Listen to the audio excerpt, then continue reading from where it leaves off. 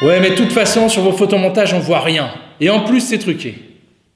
Mais au fait, comment c'est fait un photomontage? Effectivement, c'est une question qu'on nous pose parfois. Mais les photos ne sont pas truquées. Pour être précis, les montages qu'on vous présente sont faits d'après des points de vue qui ont été sélectionnés par un paysagiste. Et puis après, c'est un logiciel qui va simuler l'éolienne sur la photo. Mais comment ça marche?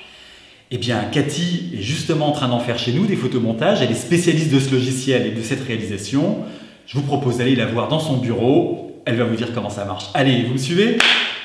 Bonjour Cathy. Bonjour Valérie. Alors, professeur Fabrice m'a dit que tu réalisais des photomontages. Alors, explique-nous comment ça marche. Très bien. Alors, la réalisation des photomontages se fait d'après une méthodologie très stricte qui permet de restituer le plus fidèlement possible la vue que l'homme pourra voir en regardant dans la direction du projet. C'est-à-dire? Je m'explique. Vous souhaitez savoir ce que vous allez voir depuis votre village ou depuis une route départementale? Nous prenons d'abord une photo en respectant des critères techniques qui permettent de reconstituer le plus précisément possible la vision humaine.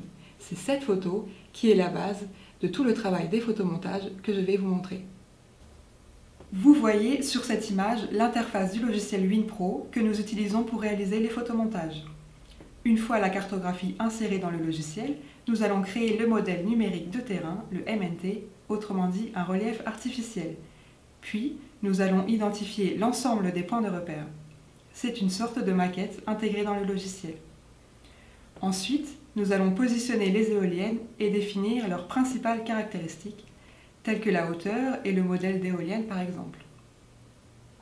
Nous pouvons donc caler la photo avec les repères ou le relief. Ici, en l'occurrence, il s'agit du relief. Une fois la photo calée, nous pouvons lancer la simulation et nous obtenons ce résultat. Mais tu ne te trompes jamais? Ces photomontages sont contrôlés par les services de l'État lors de l'instruction du dossier. Le logiciel WinPro ne peut pas se tromper, mais l'erreur humaine est toujours possible. Je tiens tout de même à vous rassurer, nous avons réalisé plusieurs études comparatives et il n'y a quasiment jamais d'erreur. Je vous ai d'ailleurs inséré à la fin de cette vidéo des comparaisons de photos avant et après construction du parc éolien.